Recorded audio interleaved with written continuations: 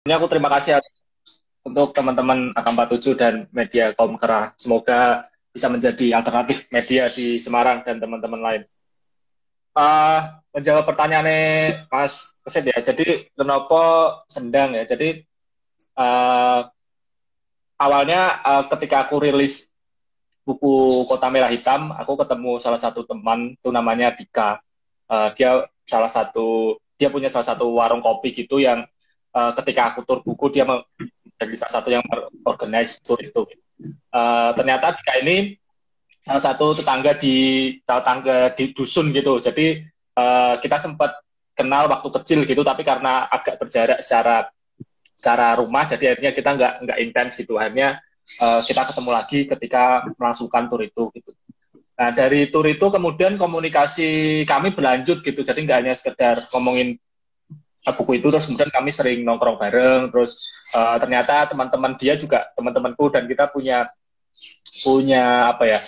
kayak lintasan pertemanan gitu. Jadi ada yang kenal aku dan ternyata udah kenal dia gitu. Terus dari situ kemudian dia bercerita kalau dia itu menjadi salah satu istilahnya kayak teknisi water treatment gitu. Jadi dia tuh kayak membuat instalasi teknologi di hotel-hotel, terutama di Bali dulu gitu, untuk kemudian airnya itu menjadi layak konsumsi bagi konsumen hotel gitu. Nah, dari situ kemudian dia menceritakan tentang banyak hal yang sifatnya teknis gitu, soal teknologi kan, terus aku nggak mudeng kan gitu-gitu kan, jadi aku nggak paham yang gitu-gitu, yang teknis gitu. Terus dari situ dia kemudian, karena dia tahu aku aktif di Histeria juga, ya kemudian banyak bikin festival, acara gitu, terus kemudian dia tertarik untuk ayo bikin sesuatu di Budak Payung. Aku nggak ngerti kenapa dia mengajak aku ya, karena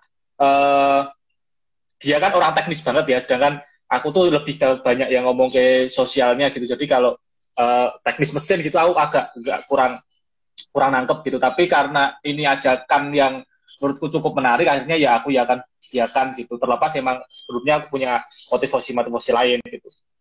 Dari situ kemudian ada ide untuk ngomongin air, sebenarnya ngomongin air dalam konteks krisis iklim dan konsumsi air di Puncak Payung sendiri gitu. Karena kalau aku sendiri kenapa air itu penting, karena dulu ketika aku masih kecil itu di belakang rumahku tuh ada pabrik Fora. Dia tuh kayak pabrik sampo, sabun gitu-gitu, yang kemudian dia tuh punya kayak sumur besar yang airnya tuh dialirkan di warga 24 jam gitu. Airnya tuh bening, bersih, siap konsumsi dan gratis gitu. Itu ketika aku kecil, kelimpahan air itu kemudian tidak membuat orang berpikir soal bagaimana cara menghemat air. Jadi kalau airnya, jadi kan itu karena pompanya 24 jam hidup, jadi kadang-kadang kalau penuh ya udah dibiarin aja kayak ngalir terbuang kemana-mana gitu. Padahal airnya tuh bagus banget gitu. Terus lambat laun pabrik ini tuh kolaps, bangkrut gitu. Terus karena kolaps akhirnya dijual ke BPK. Nah, BPK ini dengan berbagai alasan lah, mulai dari maintenance yang mahal, mulai dari apanya yang rusak, kemudian dia menutup akses air ini sehingga warga tuh nggak punya air kemudian hari gitu. Dari situ kemudian keluargaku sempat di beberapa tegak sekitar sempat kesulitan mengakses air bersih kantor gitu. BPK yang persis di depan kuburan Raut Jantung itu. Iya itu. Dari situ kemudian beberapa orang kemudian balik ke Sendang lagi. Itu sekitar tahun aku lulus SMA tuh sekitar 2009-2010 lah. Kemudian orang balik ke Sendang gitu. Tapi kan karena apa ya? Karena aksesnya agak sulit, terus emang agak riuh ya kalau kita siti-siti harus ke Sendang gitu kan. Jadi itu mempersulit kemudian masuk PDAM. Tapi PDAM itu sendiri juga nggak menyelesaikan masalah perairan di tempatku, karena satu, nggak tahu kenapa selalu dia tuh mati di jam-jam tertentu gitu. Intinya dia tidak bisa memenuhi kebutuhan air di kampungku gitu. Terus di tahun-tahun sekitar mungkin 2013-2014 itu kemudian ada kayak program dari pemerintah yang kemudian memberikan bantuan sumur artetis gitu. Jadi ada beberapa titik yang digali, kemudian itu nanti didistribusi ke warga dan pengelolaannya juga dari warga gitu. Jadi Itu hari ini lumayan jadi pasokan air yang digunakan warga. Tapi permasalahannya adalah ini kan proyek-proyek, kita tahu sendiri kan proyek pemerintah tuh kadang-kadang ya cepet-cepetan gitu dengan timeline, dengan apapun. Jadi kadang-kadang kajian lingkungannya juga nggak masuk. Jadi ada beberapa tempat itu yang kalau kita ngomong ya nggak sesuai karena airnya sangat keruh gitu. Jadi keruh terus berbau. Jadi kalau kita masak air buat dikonsumsi itu pancimu tuh cepat kuning gitu. Jadi ada kayak keraknya gitu. Itu kan Kandungan agak kapur yang terlalu jadi tinggi mungkin. ya mungkin aku nggak tahu ya cara kimia itu kandungan apa, tapi secara dilihat aja itu udah kelihatan kayak nggak bersih gitu kan, agak gimana kan kalau konsumsi gitu. Terus air ini juga sering bau, di air ini di 2 tahun terakhir itu sangat bau gitu. Jadi ada kayak bau gitu, ya kayak bau apa ya? Dia main nggak sesuatu sing kayaknya nggak terlihat bagus gitu. Terus berapa bulan belakangan ini juga sering mati gitu. Nah dari kayak lintasan pengalaman ini kemudian aku melihat bahwa air itu jadi salah satu hal yang kemudian penting di masa depan gitu, karena kita nggak bisa lepas dari air gitu. Dan hal yang kemudian logis atau yang dalam logika aku tuh masuk itu ya kemudian kita kembali ke sendang gitu. Bagaimana apapun pemanfaatannya itu bisa dipikir nanti, tapi bahwa kemudian kita harus memiliki satu sumber mata air yang kemudian bisa kita kelola sendiri, bisa kita maintain sendiri, itu jadi penting gitu. Jadi kenapa kemudian pemetaannya ini berfokus di sendang-sendang, karena sebenarnya kita udah memiliki sumber daya ini, tapi kemudian kita tuh kadang-kadang kurang paham untuk kemudian mengelola. Kalaupun kita paham cara mengelolanya, kadang-kadang memang ada regulasi-regulasi tertentu yang kemudian memang menyingkirkan kita gitu. Jadi dalam pemetaan ini juga kemudian kita menemukan beberapa hal ya yang kemudian cukup membuat kayak miris gitu ya, karena di beberapa sendang itu ada yang kemudian nggak tahu alasannya kenapa itu dibangun septic tank besar gitu. Jadi kayak salah satunya kayak kemarin panggung stage yang buat main itu sebenarnya itu septic tank itu, dan itu jaraknya tuh kan dekat sekali kan dengan sumber mata air kan, dengan mata airnya itu nggak ada 10, ya mungkin 10 meter, tapi kan itu tetap mungkin nanti berpengaruh terhadap mata airnya kan karena sangat dekat dan itu sangat besar gitu. Jadi nggak tahu pembangunan itu kemudian tidak tahu kenapa menjadikan mata air ini semakin tersingkir gitu. Terus di beberapa mata air lain malah ada 2 mata air yang kemudian ditimbun menjadi septic tank. Jadi mata airnya itu dihilangkan kemudian menjadi septic tank gitu. Ada yang seperti itu. Terus ada beberapa sumber mata air yang karena konflik dengan salah seorang ahli waris yang memiliki tanah di sekitar, akhirnya mata air itu sebenarnya yang diperbutkan tanahnya ya, tapi karena mata air itu berada di tanah itu sehingga ketika berkonflik orang-orang memilih untuk kemudian menyingkir sehingga ya nggak ada yang ngurus, akhirnya hilang atau kemudian tertimbun gitu-gitu. Terus yang kemudian jadi hal yang meresahkan adalah ini sih, karena Pudak Payung itu kan jadi jujukan banyak sekali pengembang perumahan ya. Jadi mata air ini kemudian menjadi sumber dari air-air yang kemudian dimasukkan ke dalam perumahan-perumahan ini. Nah ini yang kemudian aku pertanyakan adalah regulasinya gimana sih? Kenapa perumahan-perumahan ini tuh bisa mengambil air dari sendang ini gitu? Sebenarnya itu nggak masalah karena itu dimanfaatkan dari warga. Tapi yang jadi masalah adalah regulasi atau kemudian antisipasi terhadap kalau itu terjadi konflik. Karena kemudian kan orang-orang perumahan ini dianggap orang-orang pendatang kan, sedangkan warga itu dia lebih lama dan dia kalau harus menggunakan tuh ya harus ke sendang gitu. Nah, bagaimana sih kemudian pihak pengembang dan kemudian yang memberi wewenang pemasangan instalasi itu mengantisipasi konflik-konflik ini gitu, karena di hampir semua sendang itu permasalahannya itu sih itu. Jadi kenapa sendang dan kenapa air itu aku anggap penting ya, satu itu ngomong ke kehidupan kita di masa depan gitu, karena kita nggak bisa hidup dari air gitu. Dan pengalaman-pengalaman yang kemudian terjadi di sekitar tempatku gitu sih. Oke. Oke, baik, terima kasih ya, Pupung. Ini saya coba untuk meringkas, jadi mungkin beberapa teman mungkin ada yang kelewat soal apa kemarin itu yang Nyawiji Ngasem juga ya. Itu Nyawiji Ngasem itu salah satu kemarin dari selebrasinya. Tapi sebelumnya, jadi itu Pujo dan kawan-kawan ini ini ya dengan apa? Nyeduh di sendang itu ya, itu juga salah satunya juga. Oke, jadi jadi ini Pujo ini bersama teman-teman itu berhasil untuk menemukan beberapa sumber mata air yang terdapat di Pudak Payung. Ada sekitar 40 sumber mata air ya. Jadi ada sekitar 5 RW yang tercatat itu dari kondisi fisik maupun titik koordinat kualitasnya itu sedang dikumpulkan. Nah, dari 40 sumber mata air tersebut, dari Pujo sendiri, kemudian apa sih yang akhirnya setelah tadi disampaikan oleh Pupung, lalu kemudian nantinya itu akan apa setelah itu?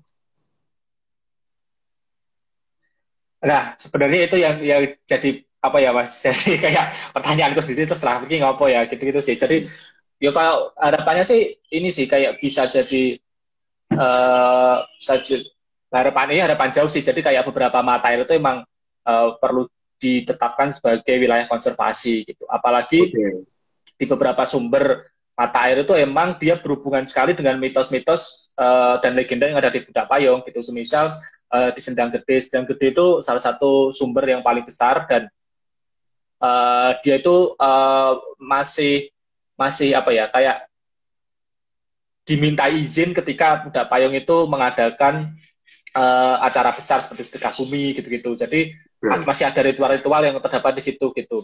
Terus seperti yang di Sendang Ijo kemarin gitu-gitu. Jadi masih ada beberapa tempat yang kemudian menjadi apa ya aktivitas bersama warga di situ.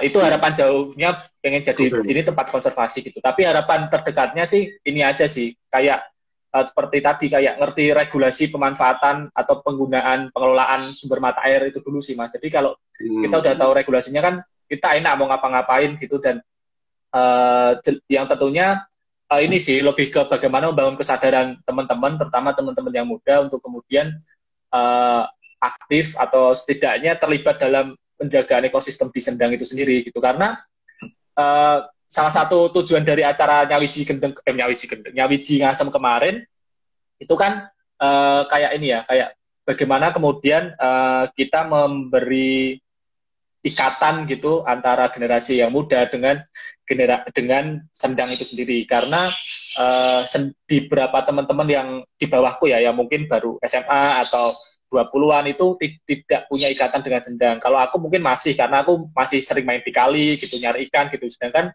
teman-teman yang di bawahku tuh udah nggak punya ikatan main di Sendang, gitu. Dia hanya tahu Sendang itu tempat yang wingit atau tempat cari nomor. Jadi salah satu tujuan bikin acara di situ kemarin adalah untuk kemudian membuat ikatan-ikatan baru, gitu, yang kemudian relevan dengan teman-teman di situ. Jadi harapannya ketika teman-teman punya tautan dengan satu lokasi, satu situs, sehingga dia kalau ada apa-apa, dia pengen bisa terlibat atau kemudian dia bisa mempertahankan. Itu tempat kita, gitu. Itu tempat kita bersama, sehingga kita perlu mempertahankan itu sebagai ruang-ruang bersama, gitu. Itu sih, jadi mungkin tujuan terdekat sih lebih ke situnya dulu, gitu.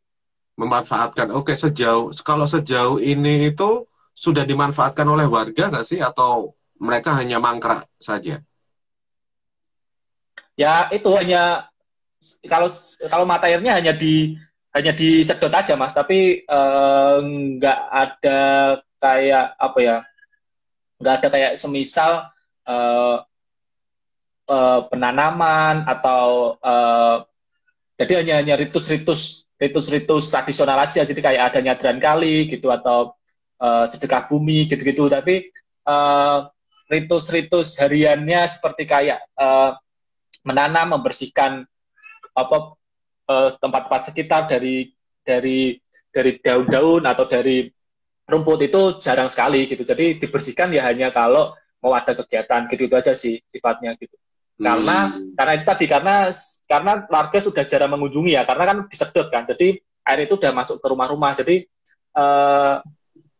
ketidakhadiran warga di situ kan juga tidak membuat dia tidak merasa punya ikatan gitu, karena dia taunya airnya udah ada di rumah gitu aja. Dia nggak tahu bahwa air itu ternyata ada sumbernya, air itu sumbernya dari pohon A, pohon B, pohon C, dari ekosistem ini itu sih. Jadi acara kemarin juga ajakan untuk kemudian menengok kembali ini bahwa ada satu sumber atau satu situs yang kemudian selama ini kita manfaatkan dan kita tuh nggak tahu kurang tahu bahwa ternyata tuh keberadaan sumber mata itu nggak hanya sumber mata airnya aja, tapi ada ekosistem di sekelilingnya yang kemudian itu mempengaruhi kualitas air yang hari ini kita konsumsi. Itu sih.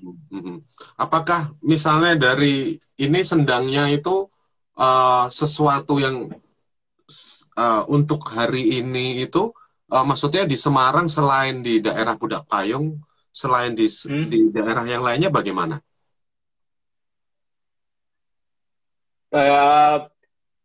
Beda-beda sih Mas. Jadi aku punya teman di UNES, dia tuh jadi satu tim peneliti gitu soal ketersediaan air gitu, dan salah satu hasil kajiannya itu yang meneliti sendang-sendang itu. Aku kurang paham yang di tempat lain, tapi secara umum mungkin ini sih. Jadi secara umum memang kebanyakan memang gitu sih. Jadi memang pemanfaatannya disedot, terus kemudian jadi pemanfaatan tradisional itu udah jarang. Kalaupun ada, dia itu sangat sedikit. Jadi kebanyakan memang manfaatan di tempat lain itu juga disedot gitu. Terus kemudian ritual-ritual itu juga ada hanya menjelang hari tertentu gitu. Jadi kayak ini emang fenomena di Semarang ya, terutama di pinggiran gitu.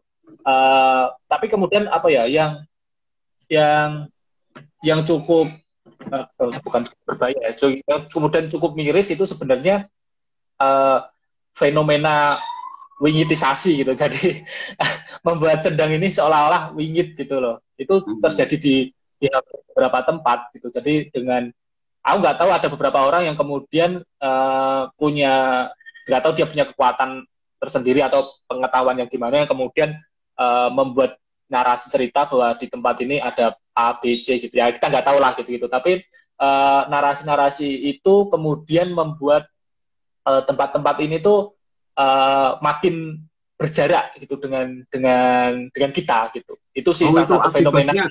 Itu akibat dari mengkeramatkan itu akhirnya membuat orang justru menjauh begitu, atau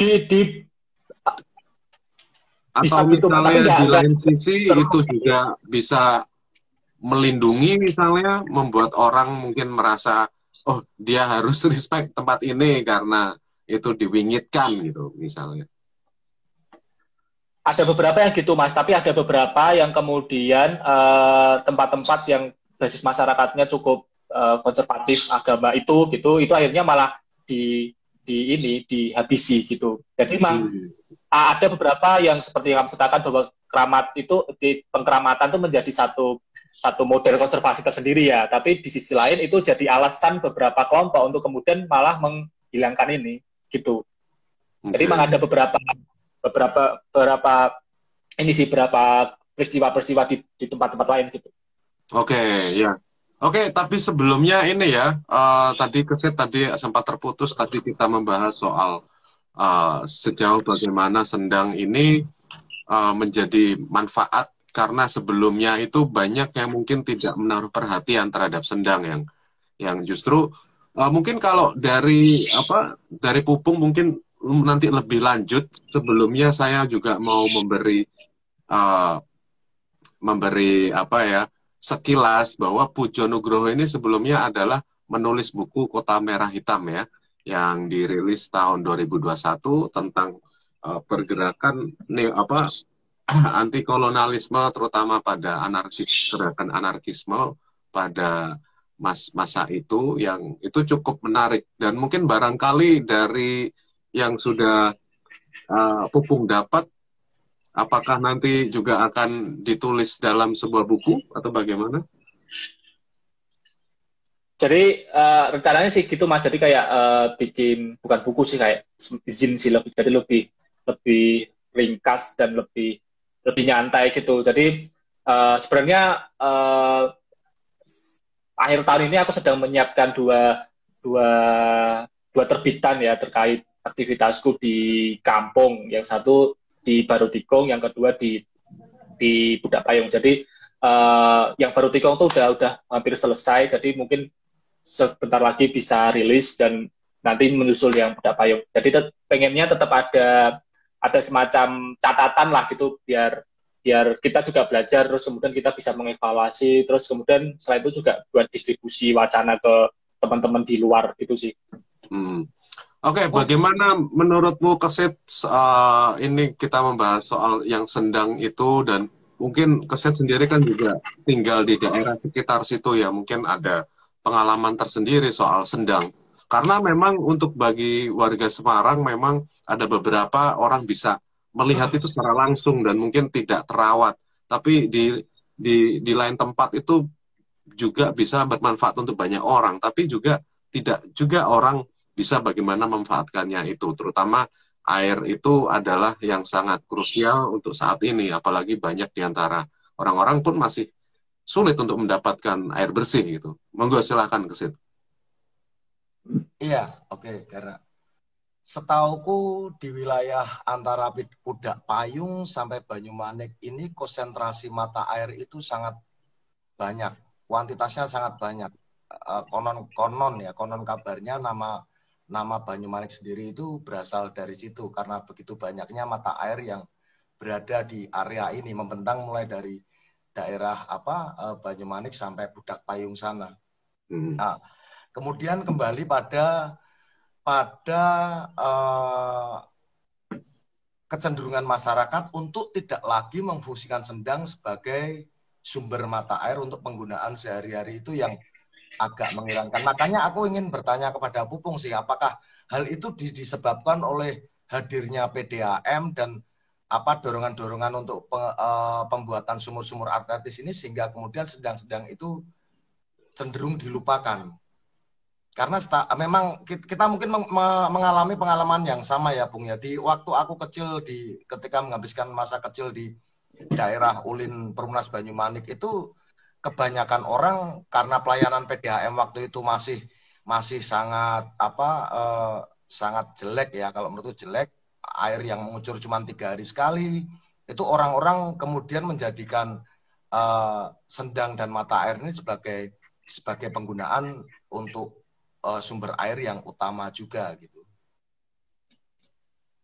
Apakah penyebab orang meninggalkan Sendang-Sendang ini karena dorongan-dorongan dari pemerintah untuk menggali sumur artetis, terus masuknya PDAM di Pudak Payung sendiri atau bagaimana?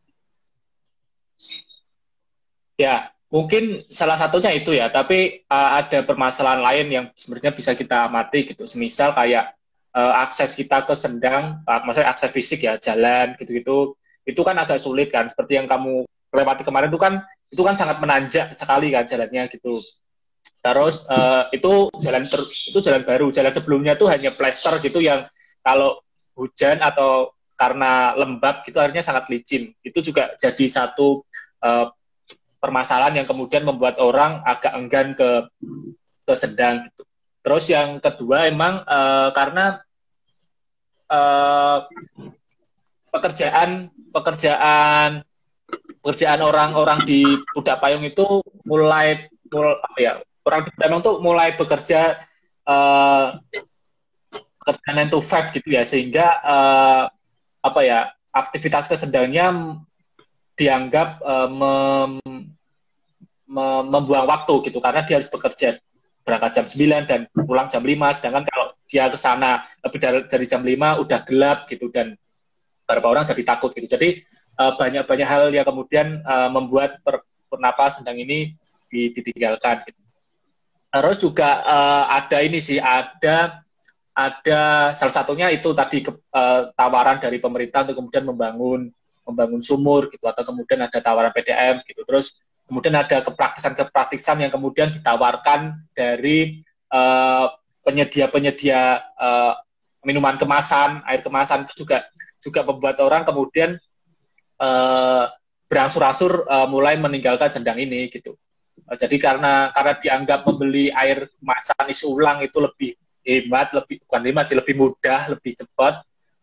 Itu jadi alternatif orang-orang yang kemudian mulai bekerja dari pagi sampai sore itu sih. Jadi banyak hal yang kemudian mempengaruhi kenapa sedang-sedang ini ditinggalkan gitu. Terus mungkin ada kayak ini orba banget sih sebenarnya. Jadi kayak ada gap atau ada perasaan yang nggak terlihat ketika orang-orang di sekitarnya itu menggunakan pump atau menggunakan smart therapist, sedangkan kita masih menggunakan air sendang. Jadi ada kayak perasaan kita tuh tertinggal, kita tuh tidak modern, kita tuh tradisional gitu, itu hanya karena kita kesendang. Jadi kemudian kayak sentimen-sentimen itu yang kemudian membuat orang mau nggak mau harus membuat atau memasang instalasi PDAM atau smart therapist gitu. Jadi perasaan-perasaan seperti itu juga mempengaruhi sih kenapa kemudian sedang-sedang itu tinggalkan. Oke. Sorry Gar, ini udah keras ya Gar. Aku enggak? Iya tau karo mangan gorengan. Lancar sih. Krungu kok, mungkin tetap krungu. Oke ya, berarti itu tadi yang dari Pupung. Zed, kamu bisa dengar bisa dengar kok dari suaramu itu. Aku agak mendekat sih karena intensitasnya agak deras. Kalau aku mungkin ketika salah satu dari kalian berbicara, mungkin aku agak mendekatkan telingaku aja. Iya, berbicara air, akhirnya udan, itu berarti pertanda rezeki. Alhamdulillah, amin. Amin. Oke, jadi mungkin itu yang sudah sejauh ini upaya pengarsipan dan juga untuk menyusuri ini ya, sendang, karena memang mungkin jarang yang membahas hal ini juga. Mungkin ada beberapa, tetapi juga pasti ada sesuatu yang mungkin menarik selain tidak hanya secara historis. Mungkin apakah Pupung menemukan ini sesuatu yang menarik yang berhubungan dengan sejarah di Semarang sendiri, atau mungkin berkaitan dengan suatu kejadian di Semarang pada masa lalu? Ya. Ini yang kemudian jadi menarik dan kemudian aku pengen nulis itu sebenarnya Mas. Jadi ketika pasca aku melakukan pemetaan gitu kan, terus kemudian aku mencari kayak berita-berita atau cerita-cerita soal kampungku di beberapa website yang kemudian menyediakan arsip-arsip lama gitu. Dan menariknya adalah kuda payung itu terdapat di Babat Tanah Jawi gitu. Ini cukup mengagetkan dan kemudian menarik gitu. Terus di sisi lain emang cerita di Babat Tanah Jawi itu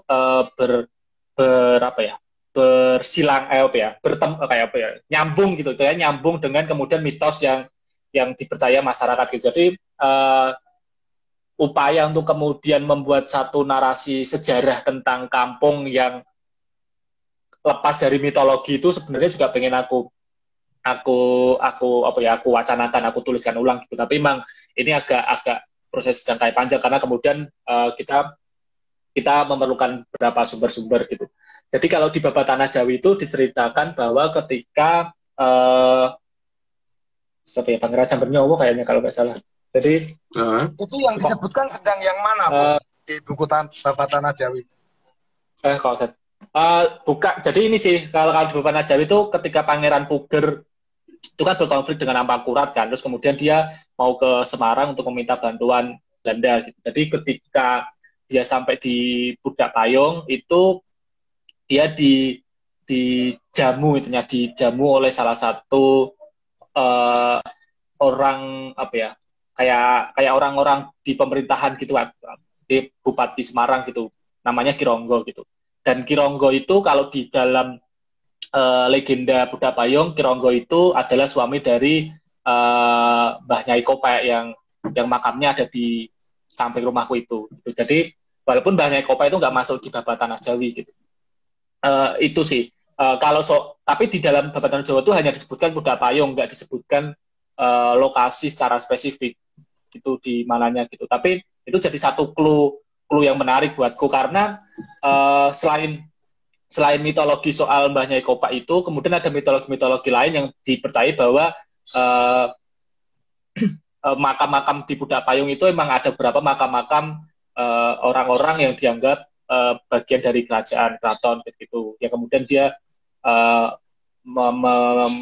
mungkin bagian dari prajuritnya itu kemudian menjadi warga Pudak Payung gitu sih. Jadi ada beberapa mitos-mitos yang seperti itu gitu. Itu mungkin yang berhubungan dengan mitos atau sejarah dengan kota Semarang gitu, karena peristiwa Pangeran Puger setelah sampai di Semarang itu dan kemudian membuat perjanjian dengan Belanda itu kemudian merubah konsentrasi politik Mataram ya. Jadi kronik-kronik ini menarik karena kemudian itu mempengaruhi sesuatu yang besar nantinya gitu. Itu satu. Terus yang kedua karena apa ya? Aku tuh sebenarnya lebih tertarik pada hal yang sifatnya antropologis gitu, dan jadi kenapa orang melakukan sesuatu, kenapa dia melakukan itu tuh aku lebih menarik. Jadi hal yang kemudian aku amati dan aku temukan adalah soal penamaan wilayah itu, toponimi ya di Pudak Payung gitu. Jadi berapa penamaan itu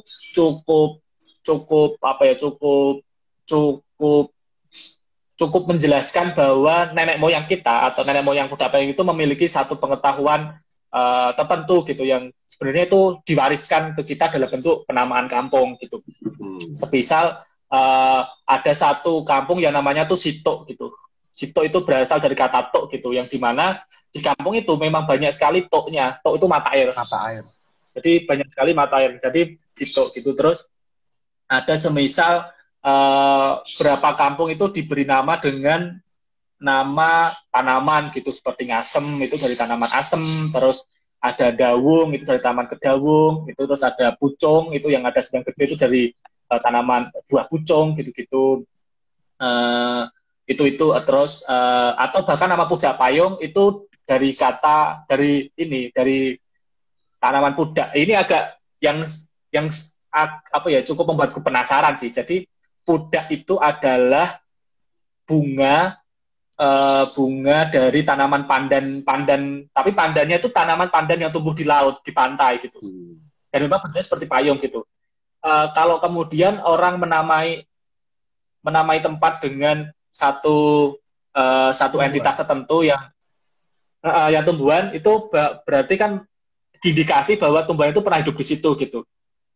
Yang cukup jadi pertanyaan adalah Pudak Payung itu kan daerah atas ya, tapi kenapa kemudian ada tumbuhan yang kemudian itu adalah tumbuhan endemik pantai gitu. Jadi cukup menarik gitu, jangan-jangan memang dulu garis pantai Pudak Payung garis pantai di Semarang itu memang menjorok banget ke dalam atau apa ya, dugaan-dugaan seperti itu juga kemudian muncul sih dari proses penamaan kampung itu sih. Jadi hal itu yang kemudian cukup aku telisik ya, karena aku hal itu lebih tertarik karena menurutku itu jadi satu hal yang sebenarnya itu pengetahuan yang diwariskan oleh nenek moyang kita terhadap satu kawasan tertentu gitu. Itu sih yang mungkin aku temukan di luar air gitu. Aku boleh memotong sebentar ya, Gar. Jadi sebelum Kesit akan memberi tanggapan nanti 5 menit, kira-kira 5 menitan ya, nanti kita akan mengakhiri obrolan ini. Dan sebelumnya monggo silakan Kesit. Enggak sih, terkait dengan pemaparan sejarah Pudak Payung yang barusan sampaikan Pupung itu ketika sempat tinggal di Pudak Payung bersama Pupung itu sekitar mungkin setahun kali. Itu di belakang rumah Pupung itu yang dimana tadi disebutkan ada makam Mbah Nyai Kopek tadi, itu memang itu kuburan tua. Itu kuburan yang mungkin kisaran tahunnya jika melihat tipikal nisannya itu memang kuburan-kuburan ketika peradaban Islam mulai mendominasi di Nusantara sih. Itu mungkin nisan-nisan antara tahun 1600-an, 1700-an, tipe-tipe nisan yang seperti itu. Itu memang agak menarik karena jarang ditemukan, bahkan di berkota pun kamu akan menemukan nisan seperti itu susah sekali. Itu cuma aku temukan di situ dan di sebuah desa di Rowosari, di daerah Semarang bawah sana. Begitu. Oke, baik. Mungkin dari Pupung mungkin ada sesuatu yang terakhir sebelum kita mengakhiri. Mungkin ada mungkin setelah proyek tentang ini namanya Yawiji Ngasem ya untuk proyeknya sendiri atau gimana? Atau enggak sih Mas. Jadi ini kayak proyek jangka panjang aja yang sebenarnya nggak ada selesainya. Tapi jadi salah satu capaian-capaian kecilnya itu ya bikin aktivasi ruang dengan Yawiji Ngasem, terus rencana bikin zin, kemudian kayak yang kecil-kecilan tuh nyeduh di Sendang itu, jadi kita ngopi sore-sore di Sendang. Jadi kita hanya pengen aktivasi cara kecil-kecilan, tapi pengennya tuh bisa jangka panjang gitu sih. Oke. Nah, mungkin setelah ini untuk mengaktifasi ruang dan berada di Sendang, terutama berada di Pudak Payung, mungkin ada aktivitas yang lain yang sudah dikerjakan oleh Pupung mungkin dalam riset yang mungkin saya dengar ada yang sedang dikerjakan. Monggo mungkin sambil memberi sedikit clue buat teman-teman nih, siapa tahu saran. Ya mungkin kalau proyek yang sebenarnya sedang berlangsung itu yang soal Barutikung sih. Jadi di Barutikung aku dan beberapa teman-teman riset partisipatoris gitu. Jadi bersama-sama dengan warga kemudian kita mendokumentasikan cerita warga terkait stigma yang dialami oleh warga gitu. Jadi bagaimana kemudian warga Barutikung itu hidup dengan stigma, terus struggling, terus hal-hal apa yang kemudian merugikan dan menguntungkan gitu dari stigma itu. Terus kemudian itu kita catat, kita dokumentasikan menjadi satu terbitan gitu. Harapannya sih sebenarnya dari terbitan ini tuh jadi teman-teman, terutama teman-teman di Semarang itu punya perspektif lain soal Kampung Barutikung gitu, bahwa stigma ini tuh enggak di sisi lain tuh merugikan orang-orang gitu, dan bahwa Barutikung itu juga tidak semenyeramkan yang teman-teman atau media-media gaungkan. Jadi emang tawarannya tuh kayak melihat ulang gitu. Jadi kayak fokus dari apa yang aku lakukan selama itu kayak melihat ulang banyak hal gitu. Seperti kalau di Pudak Payung melihat ulang Sendang, kalau di Barutikung melihat ulang kampung secara keseluruhan gitu. Jadi dari penglihatan ulang itu harapannya teman-teman jadi punya perspektif baru dan lain gitu, yang kemudian ini bisa jadi alternatif tawaran untuk melihat satu fenomena gitu. Jadi tidak hanya terpaku dengan satu informasi atau satu berita tertentu gitu, tapi kemudian kita punya pembacaan tersendiri terhadap fenomena-fenomena yang terjadi di suatu daerah gitu sih. Terus mungkin di proyek-proyek lain sedang melanjutkan tulisanku soal sejarah anarkisme di Semarang, tapi yang kali ini lebih berfokus pada timeline sekitar era-era reformasi hingga awal 2000-an. Ini juga satu hal yang jadi fokus pekerjaku, bukan kerja sih, jadi fokus apa yang aku kerjakan gitu, karena hal-hal kayak gini tuh tidak banyak dilakukan banyak orang gitu, karena kita ketika ngomongin semisal ngomongin anarkisme itu kan juga kemudian bisa nyambung dengan banyak hal gitu, dengan musik gitu, dengan seni rupa, atau kemudian dengan sejarah gitu. Jadi pengennya apa yang kemudian aku pelajari di tahun-tahun terakhir ini bisa menjadi satu satu wacana tersendiri yang kemudian juga dilakukan banyak teman-teman lain gitu. Itu sih. Baik, begitu ya. Sepertinya sangat memberi banyak sesuatu yang segar, terutama mungkin ya memang saya sendiri yang sudah lama tidak di Semarang, tapi ketika mengingat ada beberapa sendang yang pernah dilihat gitu tuh, ada nuansa tersendiri, bahkan bisa menjadi tempat untuk bermeditasi, piknik atau hal-hal yang mungkin yang apa ya, bahkan acara musik folk gitu ya. Itu kan folk itu sangat sendang sekali sebenarnya. Tapi yang jelas terima kasih banyak itu yang sudah dipresentasikan oleh Pupung. Dan teman-kawan bisa kontak beliau di Semoga Barokah Works di Instagramnya dia. Dan juga selain itu mungkin kami juga di Kaum Kera, ini nama program dari media dari AK47. Jadi kami yakin bahwa AK47 ini sebagai medium yang barang ini bisa kami gunakan, kami manfaatkan untuk bisa berdiskusi dengan kawan-kawan. Jadi terutama mungkin kami percaya terhadap segala dalam suatu dalam perubahan. Kita mendukung feminisme, kita mendukung untuk melakukan kerja-kerja secara kolektif, dan ini suatu kesempatan yang bagus untuk kita bisa saling terkoneksi seperti ini. Dan terima kasih juga banyak untuk Kesit, dan Kesit ini nantinya juga akan sebagai co-host dalam Komkera ini yang akan membantu saya.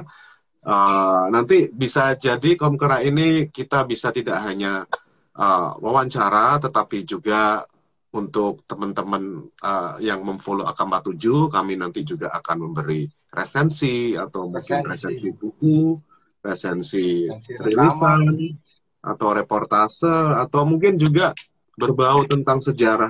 Dan kami percaya bahwa sejarah itu juga menjadi bagian untuk kita membangun identitas kita dan juga bisa mempelajari sesuatu darinya. Dan kami pikir ini akan menjadi obrolan yang menyenangkan di episode berikutnya ya. Terima kasih banyak. Pupung, terima kasih ya AK47, terima kasih Komkera ya. Oke, terima kasih teman-teman yang lainnya yang sudah menyimak hingga sampai akhir. Salam.